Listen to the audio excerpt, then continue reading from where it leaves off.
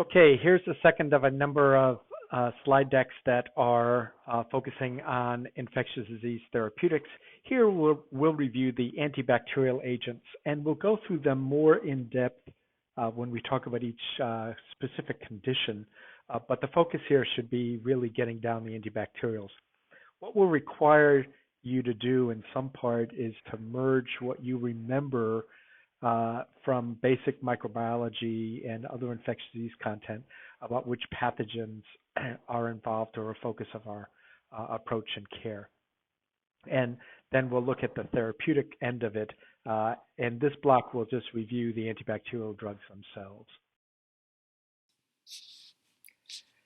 All right, let's look at a few other agents now. We have a number of bacteriostatic inhibitors of protein synthesis. Well, they each have their unique role, and even though these agents are primarily bacteriostatic, when they have a reasonable coverage for a certain pathogen and they penetrate that tissue well, these are still considered, in many cases, reasonable, sometimes first or second line agents for treating those conditions. So we'll try to highlight where each of these agents are used when they are.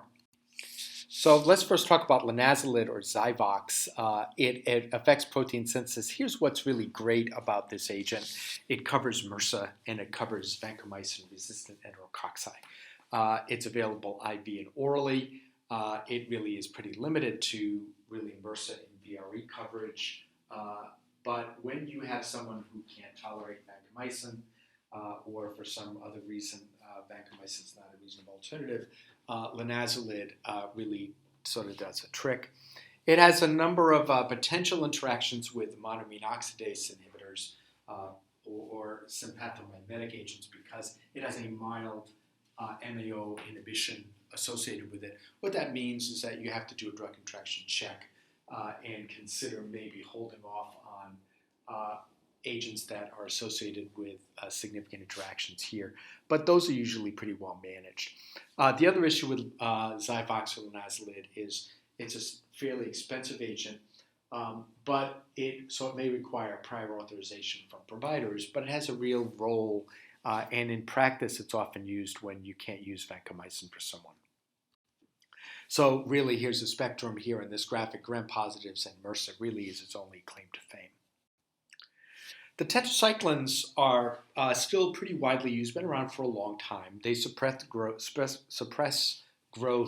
and bacterial replication, but they're not bactericidal.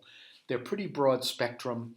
They bind to the 30S ribosomal subunit, which inhibits the transfer of RNA and the replication. There are a number of tetracyclines on the market. Probably the one you'll see used most often in clinical practice is doxycycline. Can be given doxycycline IV and oral. And it's nice that it can, you give a every 12-hour dose for a couple of doses, and then it's often can be, for depending on the indication, can be a once-a-day dose for some situations.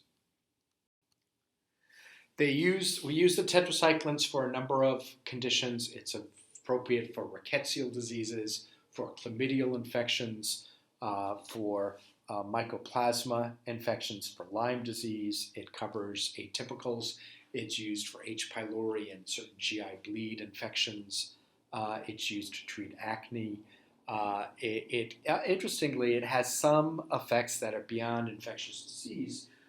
We'll see an agent, minocycline, that is sometimes used for certain type of rheumatoid or rheumatoid arthritis symptoms as well. So they have some other sort of roles associated with tetracyclines. The adverse effects of tetracyclines, usually pretty well tolerated, but a lot of folks will have GI upset with it. It will cause staining of developing teeth, so we don't use it in pediatrics under the age of 8 or 9. Otherwise, you'll have teeth that look mottled. Like other broader spectrum agents, you can have the risk for superinfection. Some of the tetracyclines may have a slightly higher risk for hepatic injury or renal toxicity, but frankly, we see much more renal toxicity with vancomycin or some of the other agents we'll talk about in a bit. We have photosensitivity reactions. Probably of all the antibacterials, tetracyclines are among those that are associated with a skin derm reaction, like an excessive sunburn. And then you can see some other unique things like irritation or thrombophlebitis at the IV site if they're given intravenously. So we look at watching agents, tetracyclines, with young kids because of discoloring of teeth or for any kind of superinfection associated with their use. The other issue with tetracyclines here is a spectrum of it listed here. It covers atypicals well, so doxycycline is often used for community-acquired pneumonias, for example. Also, doxycycline has some role in some MRSA infections, so it has some potential benefit there. Tetracyclines also have some interactions with other foods that are divalent or trivalent cations. So calcium, magnesium, iron will bind to tetracycline if it's given orally, any of the tetracyclines, and render them not as effective. Tigecycline related to tetracyclines, we again avoided pregnancy in those under the age of 8 years. It's given intravenously, sometimes for skin soft tissue infections, intra-abdominal. In clinical practice, I don't see this agent used all that often. And there it is on the list for some gram-positive, gram-negative coverage, some MRSA coverage, but frankly, I think the MRSA coverage is a little less clear. Also has some anaerobe and atypical coverage, but in clinical practice, I think folks go with other agents before they go with this one. Next are the macrolides. They're broad spectrum, work at inhibiting synthesis of proteins in the bacteria. Many of the macrolides, among other things, prolong QT on an EKG. That's particularly true for erythromycin, but also true for the very commonly used macrolide azithromycin. And so we pay attention to someone's EKG or the risk for that.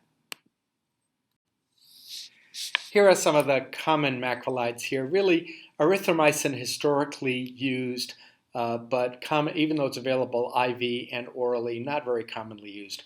Clarithromycin is an agent that's orally available, has its niche mostly in folks who are immunocompromised and at risk for certain opportunistic infections, or for its use in GI for H. pylori infection. But the agent you'll see macrolide most often used is azithromycin.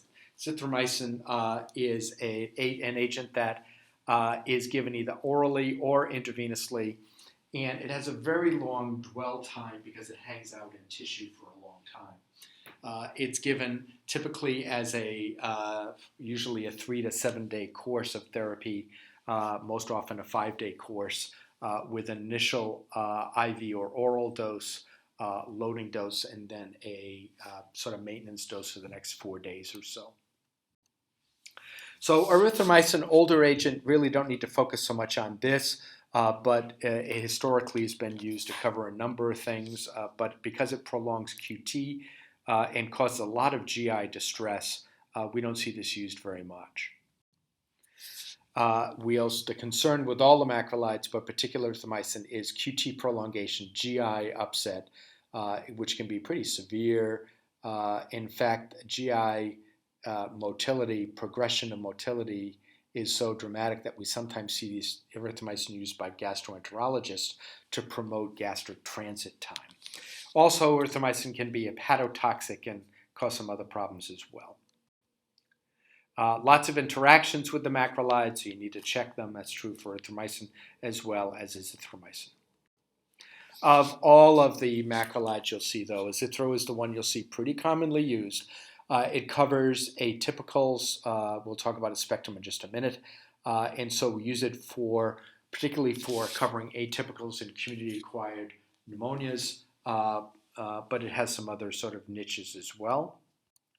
Here's the spectrum we think of for macrolides. Great for atypicals, so if you've got someone where you are worried about covering for atypicals in our upper respiratory tract or lower respiratory tract infection, particularly lower respiratory tract, azithromycin may make sense. Also covers gram-positives reasonably well, not MRSA, and some gram-negative, not great gram-negative coverage. The next group of drugs are the aminoglycosides. These are inhibitors of protein synthesis. We don't use them much anymore because they are so nephrotoxic and ototoxic. They're very severe adverse effects, render them really tough agents to use. The two most common you'll see used are gentamicin and tobramycin. They're used parenterally for serious pseudomonal infections or sometimes used for as synergy in lower doses for some gram-positive infections, particularly associated with infection of the heart valves or endocarditis. But we also see it used topically. These agents could be used in eye drops or ear drops or sometimes in dermal infections, not very often. The absorption is only given IV or IM. They're not absorbed orally because they're very water-soluble drugs, the aminoglycosides are. They're eliminated by the kidney. They need to be adjusted for kidney dysfunction.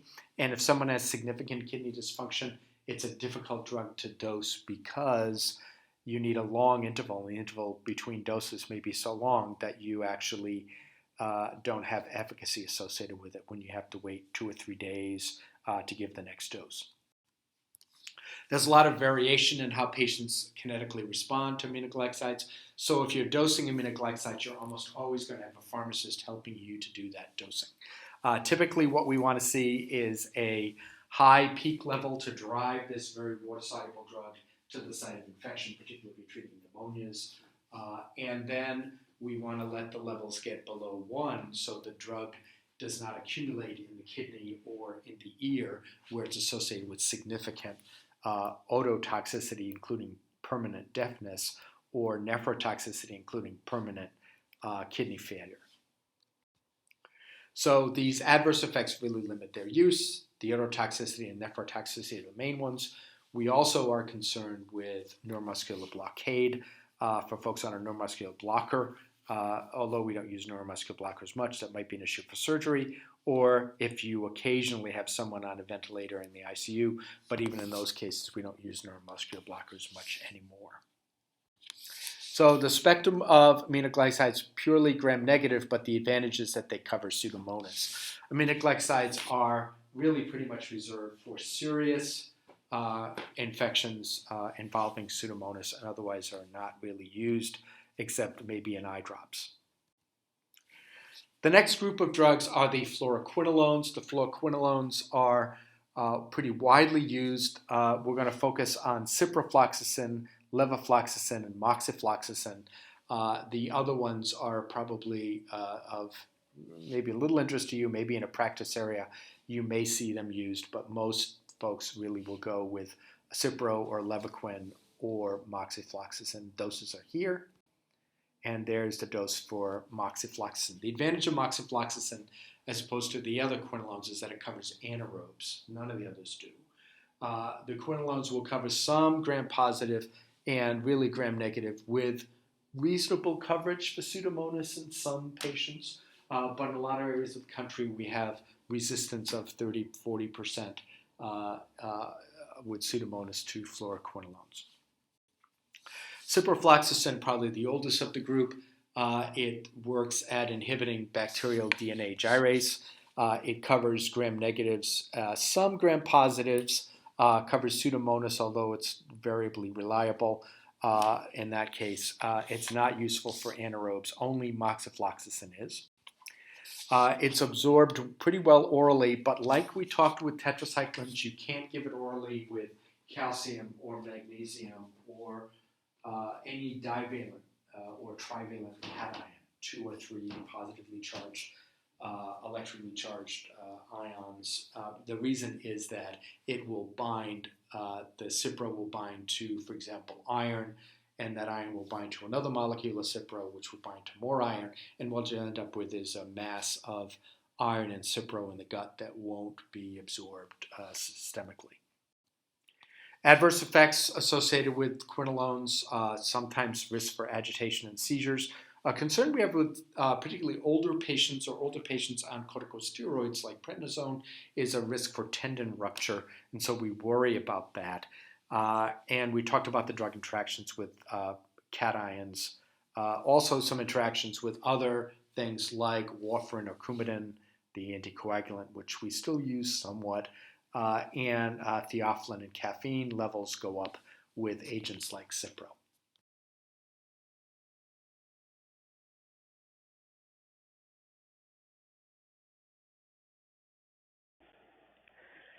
Briefly, let's introduce a brand new or almost brand new fluoroquinolone to the market, brought to the market last year. And Bexdela, or delafloxacin, is a newer agent that could be indicated for acute skin soft tissue infections caused by these particular pathogens. I'll tell you honestly, I've not seen this agent used yet in practice. I think we also see that the FDA over the last year or two has considered fluoroquinolones a second-line agents generally for most types of infections because of their risks for QT prolongation and their risks for tendon rupture, among other adverse effects.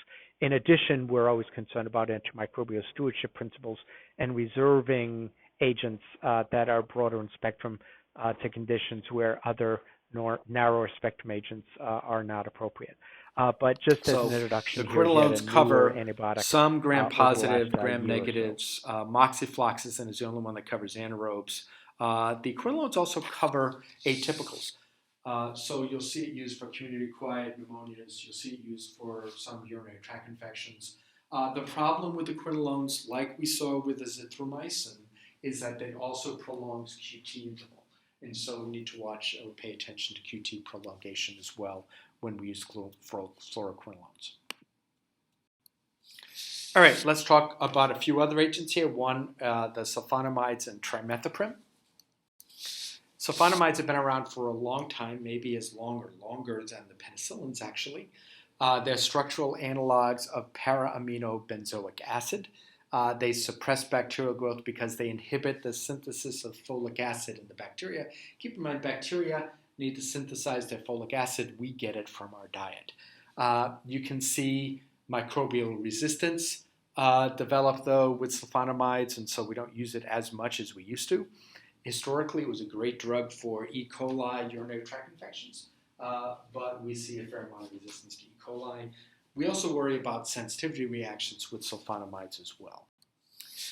So those sensitive reactions can be mild, they can be a rash, they can go all the way up to very serious derm reactions, a derm reaction known as Stevens-Johnson syndrome, which has up to 25% mortality, so worry about that. Rarely you can see a hemolytic anemia associated with it. You can see in newborns a condition called kernicterus related to bilirubin. You can see kidney damage with crystals in the urine, although that's pretty rare with the agents we use now. Older sulfonamides were more problematic there. And a lot of interactions with Bactrim and warfarin, dilantin, other agents as well. So you need to run interaction checks. Bactrim was a very widely used drug in the 1980s and maybe the early 1990s. And then the spectrum of activity, particularly for its most common gram-negative pathogen we covered with it, E. coli for urinary tract infections, started to get some resistance and fell out of favor. Bactrim has come back a bit in this past decade because it's a reasonable oral agent for some cases of community-acquired MRSA. And so we see that it has some role when you're looking at covering MRSA in a patient where other drugs may not work. So it's a fixed dose combination of trimethoprim and sulfamethoxazole, where they both work. Both trimethoprim and sulfamethoxazole affect the bacterial synthesis of folic acid in two different steps, so it's often used in combination.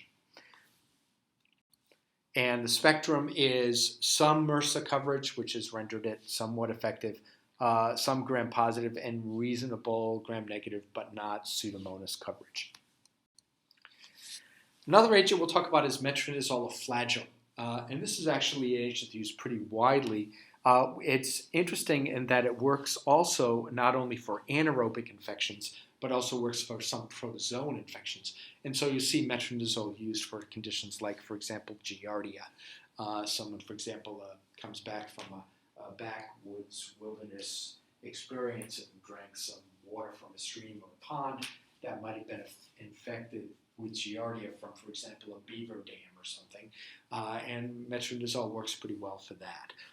We also use it for a couple other things, but we use it mostly for anaerobic infections.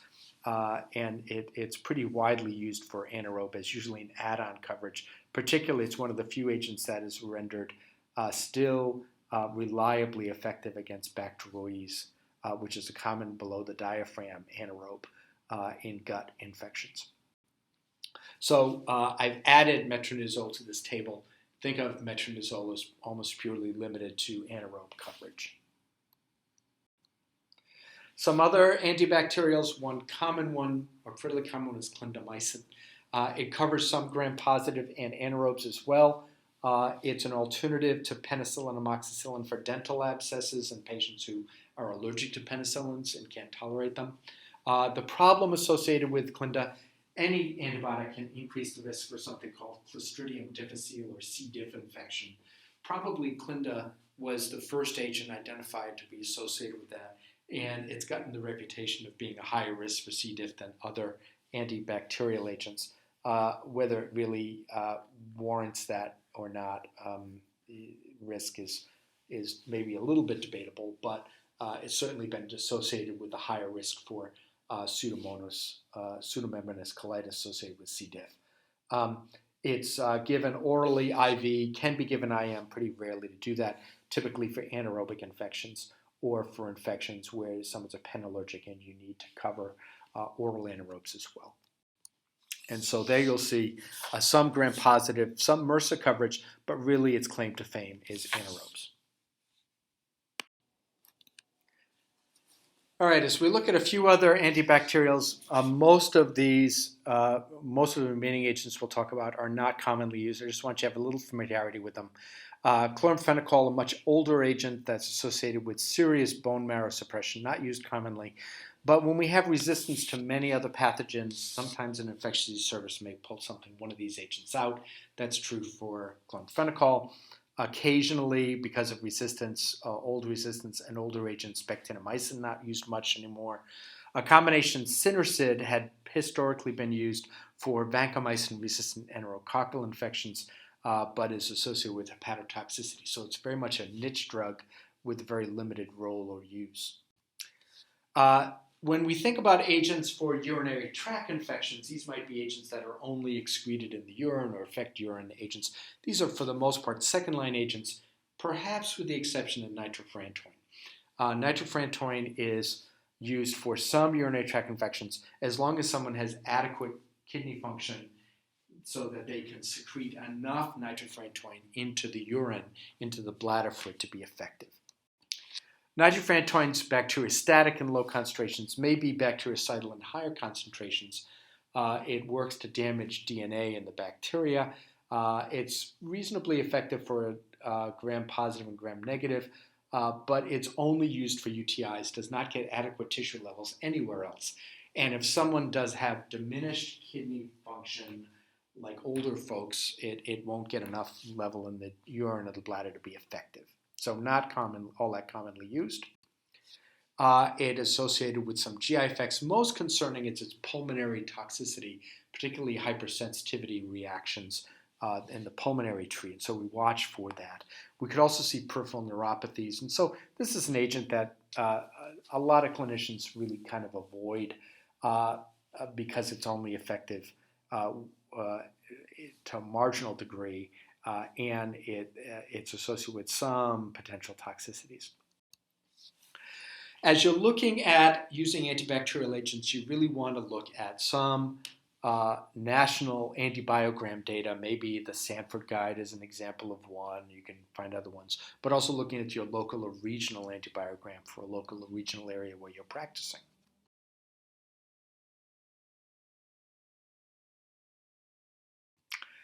So let's look now at the same graphic for sort of a national general antibiogram in a sense, but I want you now to think not looking at the agents, but looking at the pathogen and what your choices are. So if you sort of play this, sort of look at these slides again and again, you'll get to familiarity with, okay, I want to cover MRSA. What's going to cover MRSA? Well, I could use a fifth generation cephalosporin. I could use trimethoprim sulfamethoxazole. I could consider doxycycline, maybe Clinda, vancomycin, daptomycin, or linezolid. And the two I've really highlighted here with little arrows, you might see them farther down, or vancomycin and linezolid are really our workhorse, reliable agents for MRSA, and the rest of them are, in a sense, almost secondary. For the gram-positives coverage, depending on what gram-positive non-MRSA coverage we want, we have a wide spectrum of agents we could pick, and you're going to sort of pick them based in part on what your patient is looking for, what their sensitivities are, but depending on what you want to cover and how broad or narrow a spectrum you need. And so there's a host of agents that will cover a wide range of gram-positive infections, and you need to sort of look through in each indication which one would be first or second line for that condition. For gram-negatives, like urinary tract infections, maybe a lot of maybe hospital-acquired infections, we sort of have our role of what agents may fit here. We have a limited role of the agents that are going to cover Pseudomonas. So for Pseudomonal coverage, we're going to look at piperacillin, tazobactam, ceftazidime, maybe one of the carbapenems, not ertapenem. And then sort of low on the list here is aztreonam. We usually don't see that used all that much. The quinolones, because of the antibiogram in your area, may say that it doesn't really cover it all that well. And the aminoglycosides, genomycin, tropomycin, are very nephrotoxic and ototoxic, and so we want to not use those unless we have no alternative. So that's some of our considerations there. If you're looking to cover anaerobes, you have intra-abdominal infection, you have a deep-seated abscess, you have a dental issue, you have aspiration pneumonia, then you could consider augmentin ampicillin clavulanate or unicin ampicillin sulbactam, or you could consider piperacillin tazobactam, or you could consider the second generation cephalosporin that does cover anaerobes, cefoxitin or cefotetan. You could consider a carbapenem. You could consider moxifloxacin as the only quinolone that's going to cover that. Maybe tigecycline, not really. Maybe clindamycin, and maybe metronidazole or flagyl. And finally, when we've got a typical coverage, and this is typically community-acquired pneumonia, we're going to see the agents that we need to make sure are on board for community-acquired pneumonia is perhaps a quinolone. Usually we consider a respiratory quinolone. In this case, the respiratory quinolone we think of as levaquin or levofloxacin. Or you may consider a macrolide like azithromycin, or a tetracycline like doxycycline. Or maybe tigecycline. I don't see that used all that often. So, but we need to kind of think about what pathogens we're covering for what conditions and when we need to use those antibiotics. There are some other things I want you to sort of briefly be aware of, supplemental things we use to augment infectious disease, particularly bacterial infections.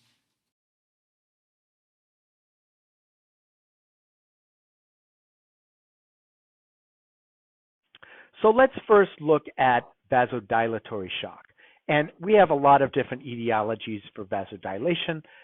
It could be that they've had a problem with vascular permeability. They could have a problem with vasodilation based on autonomic system changes or drugs we've used or something else. And so our focus here is to address, for the most part, to address the vasodilation both directly in the vasculature, but also if there is a cytokine-mediated or inflammatory-mediated response to get to the root of that. And so what we're going to differentiate there is whether or not the patient might be septic. So we're going to classify or characterize whether or not the low blood pressure is because of sepsis and whether or not they're in sepsis or a more severe state, septic shock. And how do we define those? So sepsis is any life-threatening organ dysfunction caused by a dysregulated response by that patient to infection. Outside the ICU, our criteria for that is infection plus, and we're going to talk more about these sequential organ failure assessments done, but some factors that affect that, including does the patient have infection plus they have altered mental status, or the respiratory rate's high, or their blood pressure's low, something like that. And we're going to also look at those variables to help us decide whether the patient's septic and whether we need to get on board with the guidelines, sepsis guidelines, and management of that. We'll talk about that in a minute.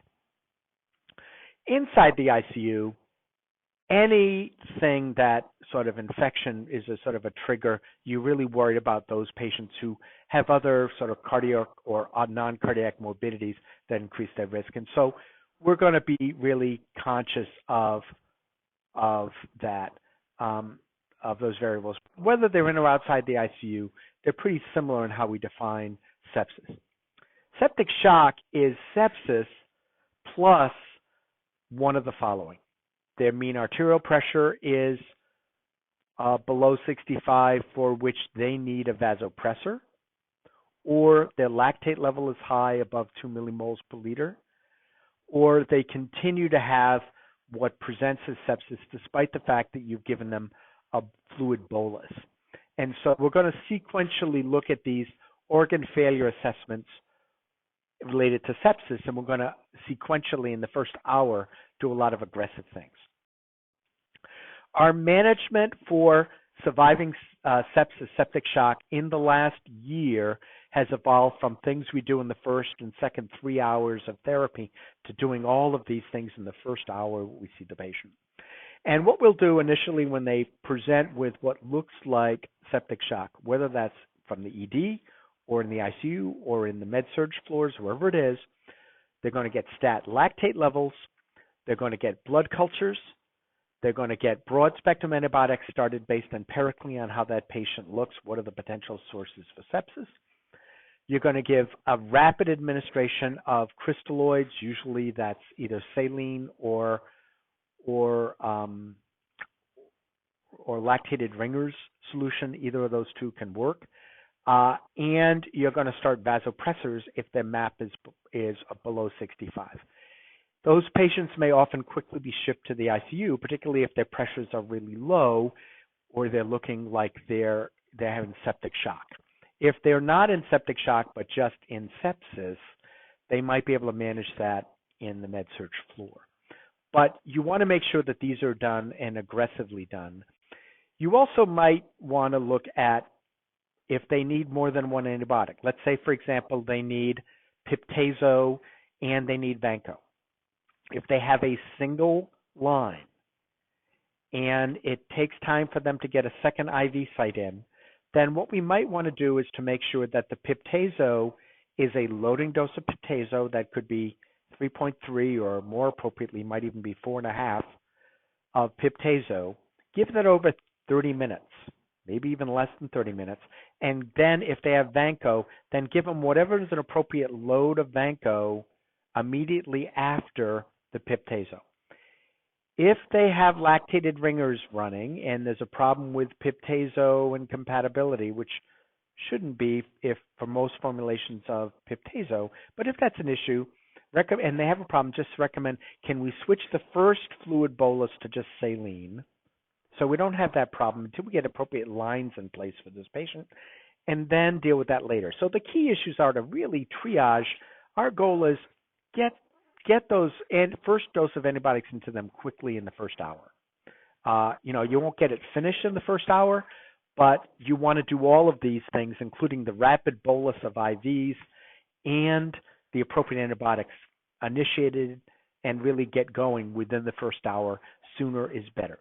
The big issue is that for years it has been sort of studied and estimated that in a patient who's fully in septic shock, for every hour that we delay therapy of the appropriate intervention in septic shock, we increase the risk for death, mortality, by about 7%. And so this is cumulative over time. So 3 hours, you increase the mortality risk by 21%. So we really need to really aggressively manage these issues in a very timely way. So when there are less than urgent issues involved, don't hesitate the initial start of the antibiotics and fluids on these patients, verifying orders.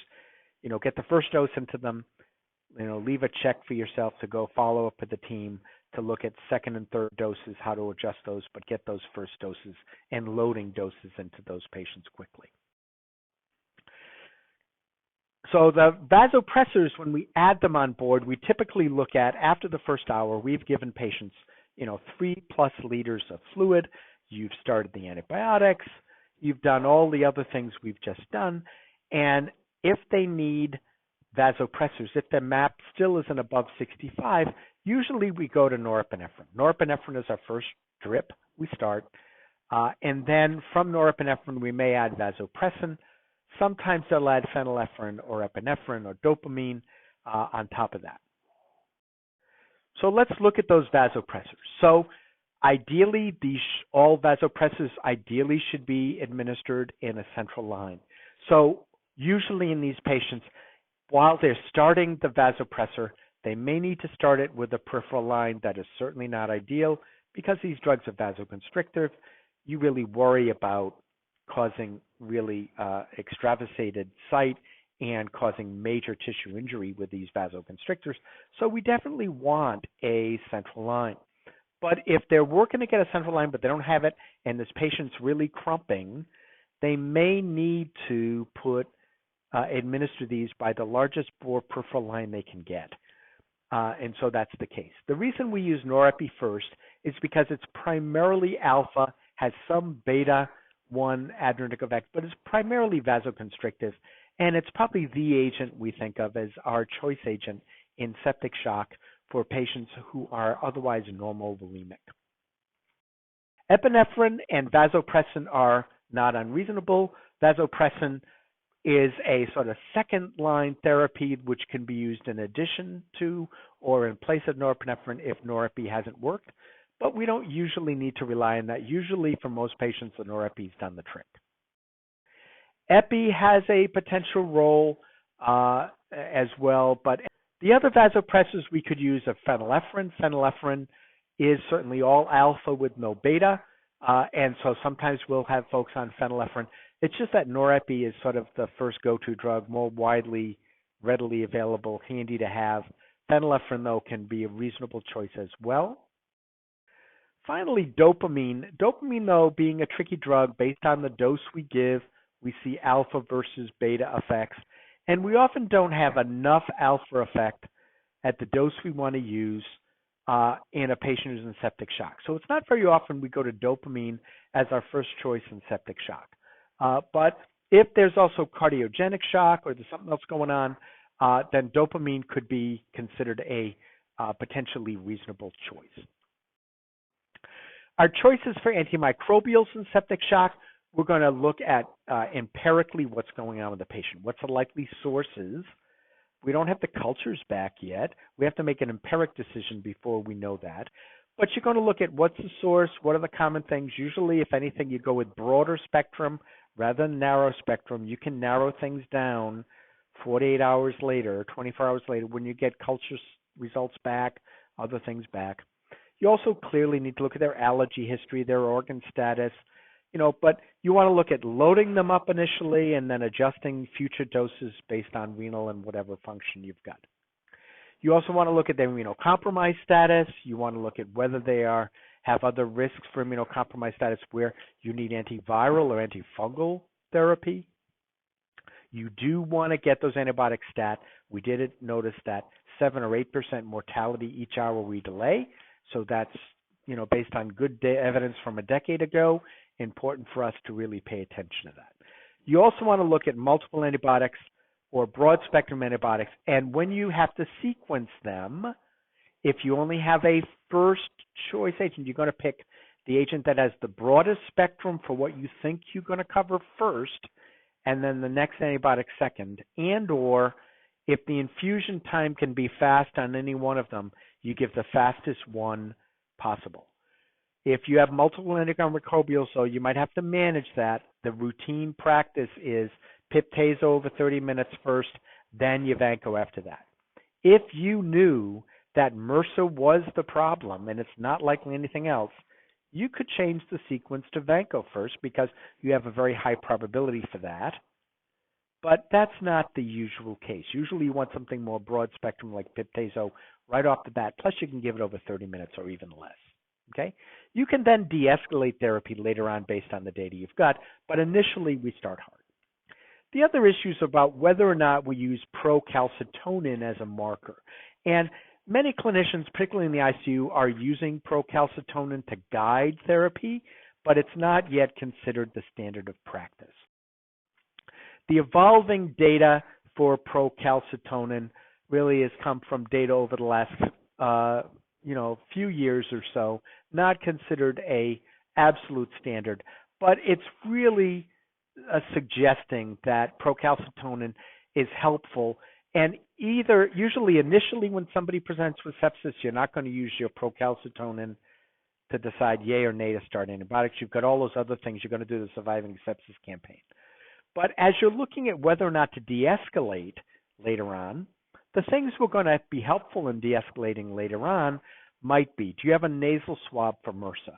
That's going to help you decide, if that's negative, you don't have anything else that suggests MRSA, the vancomycin can get peeled away sooner than later. So while they're doing the pan cultures, a nasal swab for MRSA early on when they first get admitted is helpful in guiding what's their risk for MRSA coverage. Procalcitonin similarly helps a clinician sort of assess when they're trying to de-escalate, is it a consideration for us or not?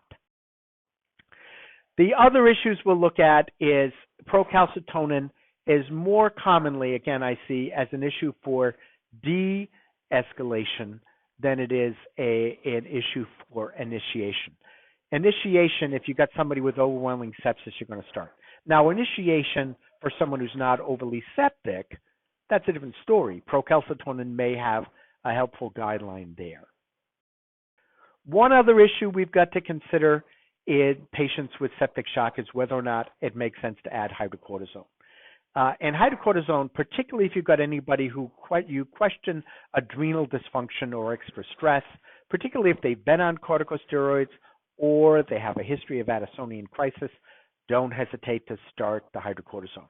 And the guidelines for adding hydrocortisone are typically after you've done the fluid bolus and the antibiotics and you've tried the vasopressor therapy and all of that hasn't worked, unless you have Addisonian crisis or unless you've had somebody who suspect that's the case, you often wait for doing hydrocortisone till all your other standard guidelines have not been there. But if you've got something else in their history that suggests, hey, Addisonian crisis and could be then what's let's going talk on, about a couple of we'll other add quick the things hydrocortisone in pharmacotherapy for bacterial infections with certain populations we think of. We think of in pediatrics, there are different pathogens, really different conditions. We also look at the age, particularly under the age of 2. Some drugs we can't tolerate. For example, in the first month of life, we don't give ceftriaxone because it's concerned with kernicterus risk. We worry about issues for pregnancy and lactation, so we're going to pick agents that are the older terminology used a category B agent, but agents that are known to be safer in pregnancy than others when we have choices. And in older patients, we're looking at their presentation of their infection is often different. Maybe they'll have a change in mental status. We also look at comorbidities, renal function, and other interacting drugs. The comorbidities we worry about are anything that relates to immunosuppression with a patient. That's going to affect avoiding live vaccines. We'll talk about that in the block 4 here. We're looking at avoiding long-term corticosteroids if we can with someone who's already immunocompromised. We look at the spectrum of activity and how aggressive we are with the management of antibiotic, how aggressive we need to do that. And if someone's severely immunocompromised, for example, recent chemotherapy, we worry about a fever. A fever is being a marker for the only way we know they have infection because they can't mount a white blood cell response. So we worry about those. Cystic fibrosis, those folks is a subset we'll talk more about in pediatrics, although we certainly have a lot of patients who are adults with CF as well. But they typically require higher doses of antibacterials, and we're always watching our kidney function and to some degree our hepatic function as well. I will tell you also in practice that in many programs we look at patients becoming eventually familiar with drug doses. And over time, these will be more clear, but these are the drugs that are pretty commonly used in practice for which we'd pretty much expect you over time to recognize a typical standard dose. Okay, very good.